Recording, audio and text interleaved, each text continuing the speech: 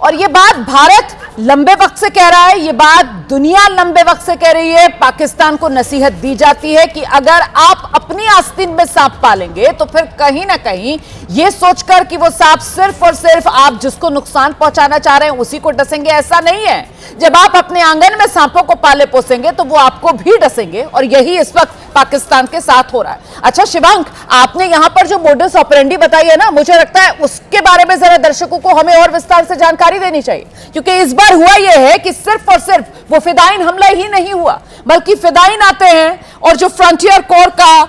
Headquarter है उसके सामने आकर खुद को उड़ाते हैं, लेकिन उसके बाद उनके कुछ और साथी जो वहीं पर घात लगाकर बैठे होते हैं, और जैसे ही ये धमाका होने के बाद फ्रंटियर कोर के जवान बाहर मुख्यालय के मेन गेट की ओर दौड़ते हैं जिसके नजदीक वो फिदायीन हमला हुआ है, फिर वहां मौजूद फिदायीन उन पर ताबड़तोड़ गोलियां बरसाते हैं। मतलब इस बार नई रणनीति के साथ योजनाबद्ध तरीके से ये बड़ा आतंकवादी हमला जिसका दंश पाकिस्तान इस बार झेल रहा है। शिवान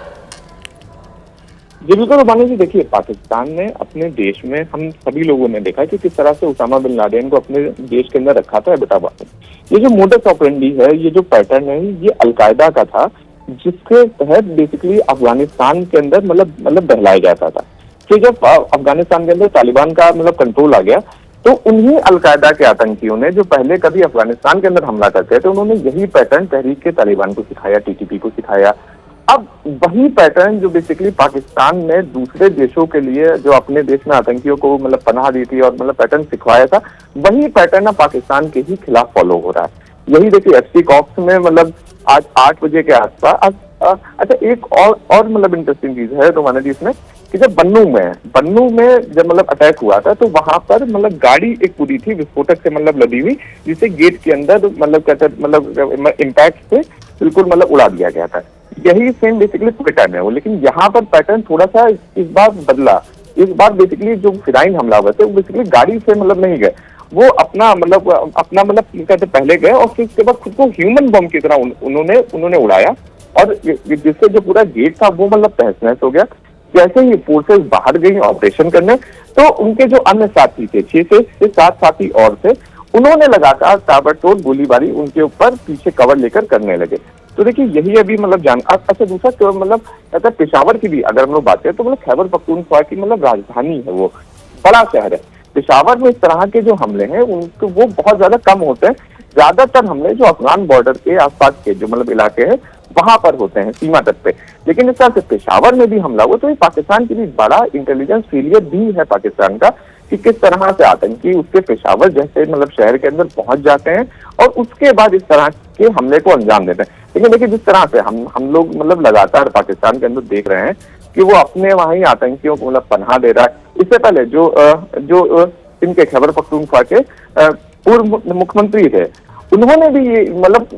बाकायदा आज के 3 महीने पहले प्रेस कॉन्फ्रेंस के अंदर बताया था, जब वो खुद सिटिंग सीएम थे, कि पाकिस्तान में किस तरह से जब उनकी पुलिस आतंकियों को पकड़ती है तो सेना के अधिकारी, आईएसआई के अधिकारी पुलिस थाने में जाकर उन आतंकियों को छोड़ने की सिफारिश करने लगते कि आप इन्हें छोड़ दीजिए, हमें इनका दूसरी जगह इस्तेमाल करना है। तो पाकिस्तान में जिस तरह से, वही हम लोग कह रहे हैं कि आतंकवाद को जिस तरह से उन्होंने दूसरे देशों के खिलाफ पाला है, पोसा है, चाहे वो अफगानिस्तान हो, चाहे वो भारत हो, तो उसका ही ये सारा इम्पैक्ट है जो लगातार पाकिस्तान के अंदर हम लोग बीते कई वर्षों से देख रहे हैं। और पिछले 2-3 साल से जब से तालिबान ने टेक ओवर करा अफगानिस्तान में, तो उन आतंकियों को लड़ने के लिए कोई कारण तो रहा नहीं अफगानिस्तान में। तो वही सारे आतंकी अफगानिस्तान से पाकिस्तान आकर इस तरह का जो भी उन्होंने आतंकी की सीख पाकिस्तान से, आईएसआई से सीखी थी, उसे अब यहीं पर ही पाकिस्तान के अंदर ही अंजाम देने लगे। वही बात जो आपने पहले कही थी ना कि साहब ये सांप हैं, ये नाग हैं, पाकिस्तान ने अपने आंगन में पाले थे और अब ये पाकिस्तान को ही डसने का काम कर रहे हैं। इससे पहले क्वेटा में ऐसा ही हुआ था, और क्वेटा के अंदर भी ये जो अर्धसैनिक बल का हेडक्वार्टर है इसको निशाना बनाया गया था, और इस बार पेशावर में कैसे ये हेडक्वार्टर फ्रंटियर कोर का इसको निशाना बनाया गया है। आवाज सुन रहे हैं आप, यही वो धमाकों की आवाज है, गोलीबारी की आवाज है। दिखाते हैं आपको एक बार फिर।